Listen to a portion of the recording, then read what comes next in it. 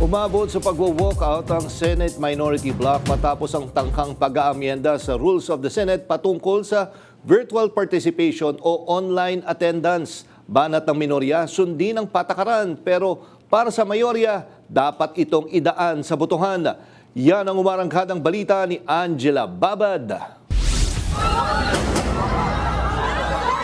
Magdadalawang linggo matapos ang putukan at pagtakas ni Senator Ronald De La Rosa sa Senado, muling nag-init ang sesyon kahapon at ang paksa ng usapan, ang Rule 14, Section 41 ng Rules of the Senate na nais amyendahan ni Senator Rodante Marcoleta. Ani Marcoleta, dapat nang amyendahan ng patakaran para payagan ng mga senador na may sapat na dahilan para dumalo at makilahok sa sesyon sa pamamagitan ng online attendance. Noong May 11 ipinasa ang nasabing motion sa Committee on Rules at dito na nagsimula ang tensyon. Tinanong ni Senator Panfilo Lacson kung paano nakabalik sa plenaryo ang motion kung wala pang pagpupulong na naganap ang Committee on Rules na wala pa ring opisyal na mga miyembro. Does it mean that we are now disregarding the committees of the Senate?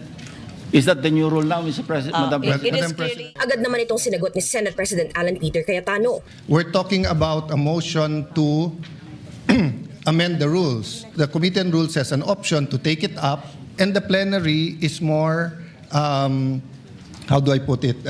Supreme. Supreme. Umalma rin ang iba pang miyembro ng minorya, gaya ni mismong Minority Leader Vicente Soto III at Senator Francis Pangilinan. Ayon din kay Senator Risa Ontiveros, kung walang miyembro ang Committee on Rules, sino ang nag-utos na ibalik ito sa plenaryo? Sinagot naman ni Marcoleta si Ontiveros at sinabing kaya posibleng magkaiba ang interpretasyon sa mga patakaran ay dahil hindi lahat ng senador anya ay may legal background. Dito na pansamantalang sinuspindi ang sesyon kung saan makikitang tila nagkasagutan si Ontiveros at Marcoleta. Pagbalik, iminungkahi na ni Senate President Cayetano ang botohan kung tatalakayin ba ang motion o hindi. Pero bago pa mangyari ang botohan, hindi na nakapagpigil si Senator Erwin Tulfo dahil wala naman anyang force majeure o national emergency para payagan ang video conference. My question Madam is, Chair. why are we in so hurry? Or is it because, Madam Chair, they are in a hurry because of news reports that probably two of our colleagues might land in jail this weekend? Is that the reason why? Dito na nag-walk out ang mga miyembro ng minorya.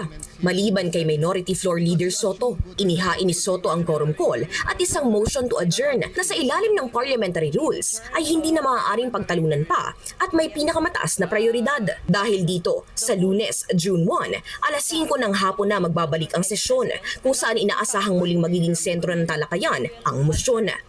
Ako si Angela Babad ng PRTV News, nagseserbisyo para sa Pilipino.